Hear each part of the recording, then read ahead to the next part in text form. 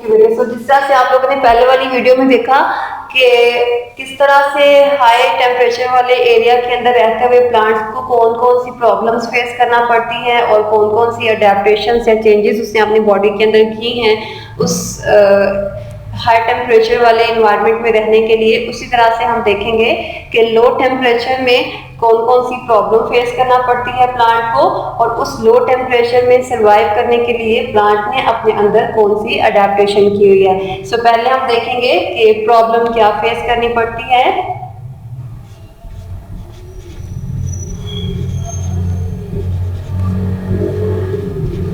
Okay, so plants को जो problem face करना पड़ती है लो टेम्परेचर में वो है कि इनके सेल मेम्ब्रेन की फ्लूइडिटी जो है वो अल्टर हो जाती है, चेंज हो जाती है। So fluidity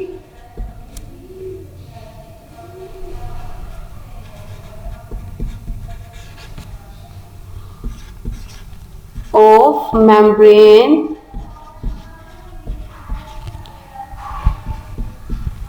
is altered. आपको पता है कि किसी भी प्लांट या किसी भी एनिमल सेल की जो सेल मेम्ब्रेन होती है उसमें फॉस्फोलिपिड्स आपने पढ़े थे, इस तरह से अरेंज हुए होते हैं। चैप्टर नंबर 4 पार्ट 1 का सेल का चैप्टर बेटे आप लोगों ने डिटेल के साथ पढ़ा था, तो उसके अंदर इस तरह से ये लिपिड्स अरेंज हुए हुए हैं। तो ये जो लिपिड्स अरेंज हुए हुए हैं ये बेसिकली किसी भी मेम्ब्रेन के अंदर ट्रांसपोर्ट को कंट्रोल करते हैं। अगर ये लिपिड्स, आपको पता है कि जो लिपिड्स हैं वो दो तरह के होते हैं, saturated fatty acids and unsaturated fatty acids. Saturated fatty acids आपको पता है कि सॉलिड्स होते हैं रूम टेम्परेचर पे और अनसैचुरेटेड फैटी एसिड्स लिक्विड्स होते हैं रूम टेम्परेचर पे। ऑयल एंड घी की एग्जांपल आप लोगों ने चैप्टर नंबर 2 बायोलॉजिकल मॉलिक्यूल्स के अंदर ये पढ़ी थी लिपिड्स के टॉपिक में। ओके, अगर ये जो लिपिड्स हैं अगर ये लिक्विड की फॉर्म में नहीं है और सॉलिड की फॉर्म में चेंज हो गए हैं, तो ये सॉलिड की फॉर्म में चेंज होने की वजह से जितनी भी ट्रांसपोर्ट किसी भी सेल मेम्ब्रेन के थ्रू हो रही थी, सेल के इनसाइड से आउटसाइड या आउटसाइड से इनसाइड, तो वो सारी ट्रांसपोर्ट अगर ये सॉलिड हुए तो रुक जाएगी। इस लिपिड का लिक्विड फॉर्म में होना बहुत नेसेसरी है। तो यहाँ पे अगर टेम्परेचर लो हो गया है तो लो टेम्परेचर होने की वजह से अगर ये वाले जो लिपिड्स हैं ये सैचुरेटेड होंगे तो सैचुरेटेड फैटी एसिड्स वहाँ पे जम जाएंगे, कोएगुलेशन हो जाएगी उनकी, वो सॉलिड फॉर्म में चेंज हो जाएंगे। और जब ये सॉलिड फॉर्म में चेंज हो जाएंगे तो कोई भी चीज़ सेल के बाहर से सेल के अंदर नहीं आ सकती है और सेल के अंदर से जितना भी वेस्ट है वो सेल के बाहर नहीं जा सकता। ठीक है, आपको फूड सेल के अंदर भी लेके आनी है और वेस्ट को रिमूव भी करवाना है, चाहे वो प्लांट का सेल है चाहे वो एनिमल का सेल है। सो जो fluidity of membrane is Altered, Altered आपको पता है चेंज को कहते हैं और फ्लूइडिटी मींस के किसी भी चीज का जो फ्लो हो रहा था सेल के इनसाइड से आउटसाइड या आउटसाइड से इनसाइड। ठीक है, सो ये सारा जो फ्लो है वो चेंज हो जाता है। चेंज क्यों हो जाता है? बिकॉज जो लिक्विड था जिसके थ्रू ये मॉलिक्यूल्स मूव कर रहे थे वो खुद सॉलिड में चेंज हो गया है।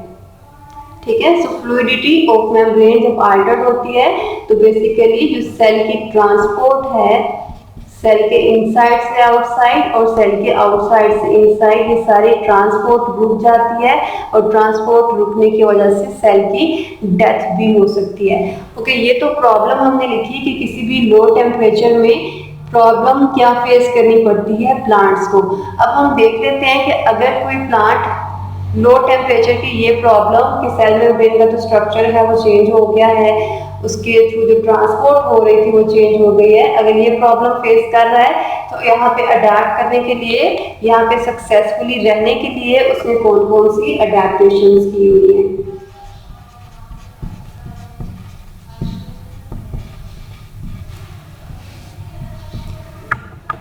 ओके, सो इस तरह के इन्वायरमेंट में जहाँ पे लो टेम्परेचर है वहाँ पे सक्सेसफुली रहने के लिए ये प्लांट्स क्या करते हैं कि वो खुद के अंदर ये जो अनसैचुरेटेड सैचुरेटेड फैटी एसिड्स हैं, सैचुरेटेड आपको पता है सॉलिड्स होते हैं रूम टेम्परेचर पे, तो इन सैचुरेटेड फैटी एसिड्स की जगह पे ऐसे लिपिड्स को सिंथेसाइज करवाएगा जो कि अनसैचुरेटेड हैं।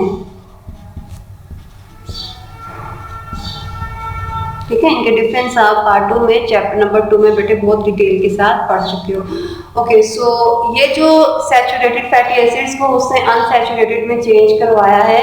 दिस चेंज बिकॉज ये बहुत फौरन से तो नहीं हो सकता, इसके होने के लिए बहुत ज़्यादा टाइम रिक्वायर्ड होता है। तो अगर कोई प्लांट किसी ऐसे एरिया के अंदर रहता है जहाँ पे फौरन से लो टेम्परेचर हो जाता है, और फॉर एग्जांपल आज बहुत ज़्यादा कम टेम्परेचर है, 10 डिग्री सेंटीग्रेड है, और कल ऐसा होता है कि 45 डिग्री सेंटीग्रेड हो गया है, तो ऐसे प्लांट्स जो कि इस तरह के एनवायरनमेंट में रहते हैं जहाँ पे चेंजेस बहुत एब्रप्ट होती हैं, बहुत जल्दी चेंज आ जाता है, तो ये प्लांट्स भी उस तरह के एनवायरनमेंट में फौरन से अडेप्ट खुद को नहीं करवा सकते, बिकॉज सैचुरेटेड फैटी एसिड्स को अनसैचुरेटेड से रिप्लेस करवाने के लिए टाइम रिक्वायर्ड होता है।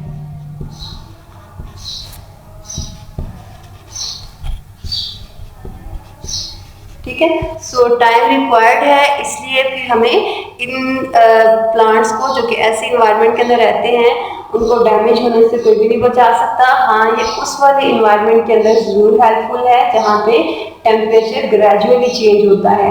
फॉर एग्जाम्पल जैसा कि हम अपनी कंट्री को देखें तो विंटर जो है वो बहुत जो आपका नवंबर एंड दिसंबर एंड जनवरी के जो मंथ हैं इनमें में ही आता है। इससे पहले ऐसा नहीं होता कि आज अगर सर्दी है तो कल गर्मी हो जाती है। तो यहाँ पे जिस तरह से हमारे सीजन्स हैं, एक समर का सीजन होता है, एक विंटर का सीजन होता है, तो वहाँ पे इस तरह के एनवायरनमेंट में जहाँ पे ग्रेजुअल चेंज आता है टेम्परेचर के अंदर, वहाँ पे इवन एडेप्टेशन सक्सेसफुल है। लेकिन फिर ऐसे प्लांट्स जहाँ पे एब्रप्ट चेंजेस आती हैं टेम्परेचर में, उनको फिर उनकी डेथ जो है वो फिर हो जाती है ऐसे इन्वायरमेंट में रहते हुए, बिकॉज सैचुरेटेड फैटी एसिड्स को अनसैचुरेटेड में कन्वर्ट करवाने के लिए हमें टाइम रिक्वायर्ड है। ओके, सो ये तो अडेप्टेशन एक हमने पढ़ी कि अगर जो प्लांट्स हैं लो टेम्परेचर वाले इन्वायरमेंट के अंदर हैं तो प्रॉब्लम क्या फेस कर रहे हैं, और इस प्रॉब्लम को खुद को किस तरह से सक्सेसफुल रहने के लिए वहाँ पे अपने अंदर क्या चेंज लेके आएंगे, ये आपने देखा। तो प्रॉब्लम कि उसकी सेल की ट्रांसपोर्ट इफेक्ट होती है, बिकॉज जो लिक्विड फॉर्म है जिसके थ्रू सॉल्यूट में पास करना है या कोई भी मॉलिक्यूल पास करेगा वो खुद ही सॉलिड में चेंज हो चुका है। तो ट्रांसपोर्ट इफेक्ट होने की वजह से फिर उससे ये अडेप्टेशन की है कि वो अपने इस लिपिड्स की नेचर को अनसैचुरेटेड में ही कन्वर्ट करवा देगा। सैचुरेटेड और अनसैचुरेटेड के डिफरेंस आप पार्ट 1 में पढ़ चुके हैं चैप्टर नंबर 2 में। ओके, सो ये तो था लो टेम्परेचर की एक प्रॉब्लम और उसके लिए प्लांट्स कौन सी अडेप्टेशन कर सकते हैं। ठीक है, सैचुरेटेड एंड अनसैचुरेटेड में से सैचुरेटेड सॉलिड्स हैं एंड अनसैचुरेटेड लिक्विड्स हैं। ठीक है, अगर वो परमानेंटली सैचुरेटेड को अनसैचुरेटेड से रिप्लेस करवा देगा तो उस कंडीशन में फिर उसे ये जो प्रॉब्लम है ये फेस नहीं करना पड़ेगी, बिकॉज उसकी जो मेम्ब्रेन है वो सॉलिड में कन्वर्ट नहीं होगी और उसकी जो फ्लूइडिटी है, जो ट्रांसपोर्ट है वो एज सच रहेगी। ओके, सेकेंड जो हमने आज देखना है कि फ्रीजिंग टेम्परेचर किसी भी प्लांट को किस तरह से अफेक्ट करता है।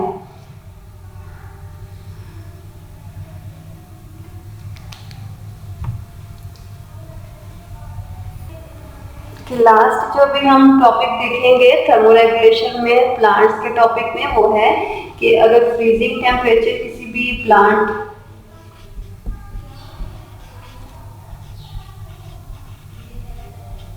अगर फ्रीजिंग टेम्परेचर कोई भी प्लांट ऐसे इन्वायरमेंट के अंदर है जो कि लिक्विड्स को फ्रीज करवा सकता है, तो ये प्लांट खुद को किस तरह से अडेप्ट करेंगे उस इन्वायरमेंट के अंदर। तो सबसे पहले तो हम देख लेते हैं कि फ्रीजिंग टेम्परेचर वाले इन्वायरमेंट में रहते हुए कोई भी प्लांट जो है उसे क्या प्रॉब्लम फेस करना पड़ती है। ठीक है,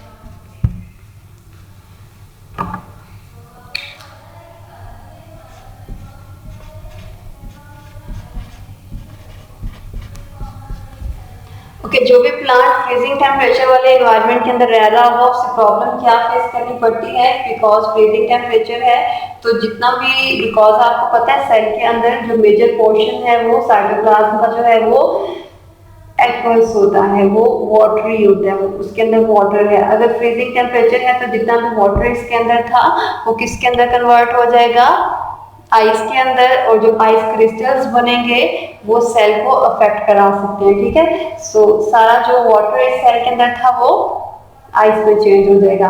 तो प्रॉब्लम आप क्या लिखोगे फिर कि आइस क्रिस्टल फॉर्मेशन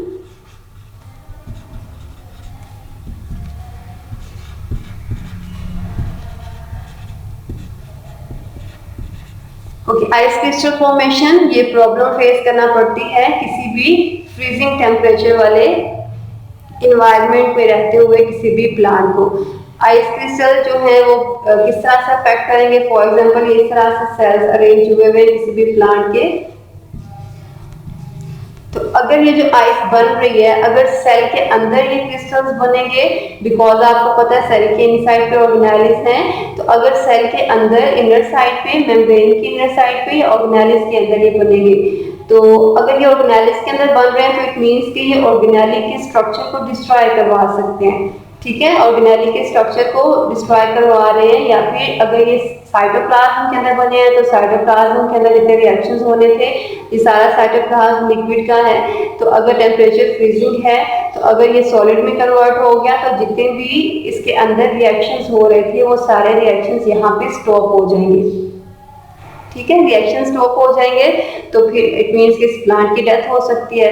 लेकिन अगर ये जो आइस क्रिस्टल फॉर्मेशन है वो किसी ऑर्गेनेली के अंदर नहीं है या फिर सेल मेम्ब्रेन की इनर साइड पे नहीं है, जस्ट वो किसी भी प्लांट की सेल वॉल की आउटर साइड पे अगर ये आइस क्रिस्टल फॉर्मेशन हो रही है तो फिर उस केस में आप कह सकते हैं कि ये जो प्लांट है ये सेफ है।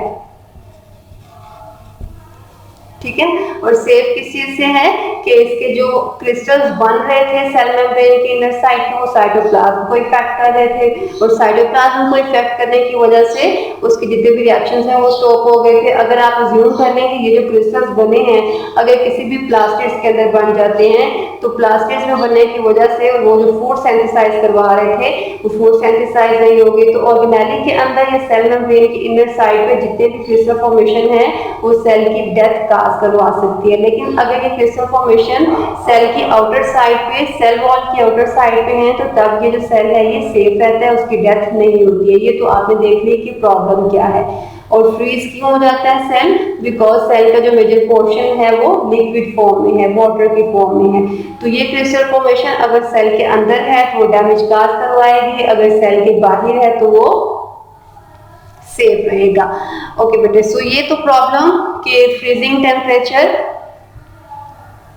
की वजह से प्लांट को कौन सी प्रॉब्लम फेस करना पड़ती है।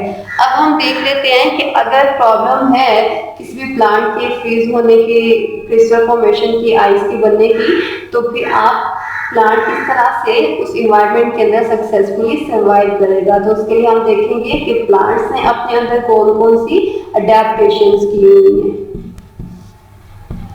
ओके, अडेप्टेशंस जो प्लांट्स ने की हैं उनमें से एक जो मेजर है वो है कि ये खुद को सुपर कूल करवा लेगा।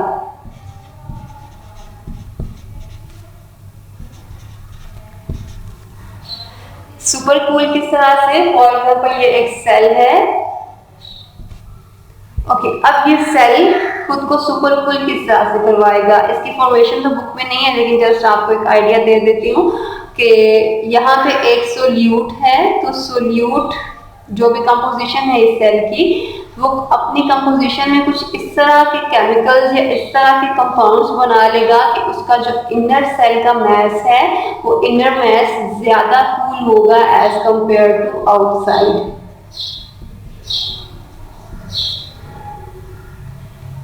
ठीक है, सो जो सेल का इनर मैस है वो ज्यादा, उसका टेम्परेचर लो है एज कंपेयर टू बाहर टेम्परेचर आपको पता है कौन सा, फ्रीजिंग टेम्परेचर है।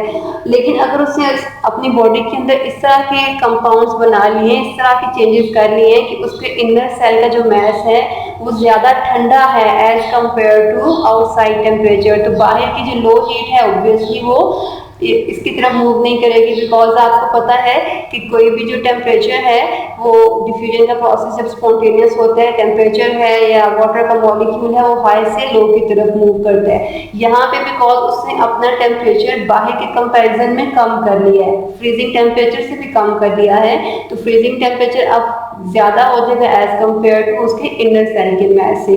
तो अब बाहर का आल्दो बाहर फ्रीजिंग टेम्परेचर है लेकिन वो इनर के कंपैरिजन में ज्यादा है, तो इसके इनर साइड पे मूव नहीं करेगी हीट। ठीक है। और ये फॉर्मेशन किस तरह से होती है वो आपके कोर्स में नहीं है और काफी लेंथी टॉपिक भी है, इसलिए हम उस पर नहीं जाएंगे। लेकिन जस्ट आपको ये याद रखना है वो इनर मास को एक्स्ट्रा कूल कर लेगा। सुपर कूल मीन्स के एक्स्ट्रा कूल कर लेगा और बाहर की जो हीट है उसे इनसाइड में नहीं आने देगा। और क्रिस्टल्स, और ये जो उसने सुपर कूल किया है ये विदाउट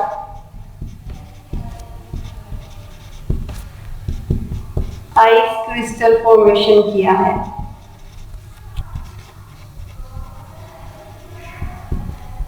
ठीक है, आइस के बनाए बगैर, उसके क्रिस्टल्स बनाए बगैर ये जो सेल है खुद को सुपर कूल करवाएगा। इस तरह से उसके ऑर्गेनेली या साइटोप्लाज्म भी डैमेज नहीं होगा और वो अपने काम भी करता रहेगा और सक्सेसफुली उस इन्वायरमेंट के अंदर सर्वाइव भी कर लेगा।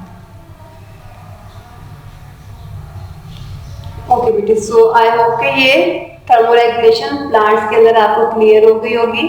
नेक्स्ट वीडियो में इंशाल्लाह हम इस चैप्टर का लास्ट टॉपिक स्टडी करेंगे एंड इस चैप्टर का लास्ट टॉपिक थर्मोरेगुलेशन इन एनिमल्स है और उस एनिमल्स में बहुत इंपॉर्टेंट क्वेश्चंस भी हैं, तो जब हम पढ़ेंगे फिर तभी इंशाल्लाह हम देखेंगे। ओके जी, अल्लाह हाफिज़। इस वीडियो में कोई भी क्वेश्चन है तो इस वीडियो के नीचे कमेंट करके पूछ लीजिएगा।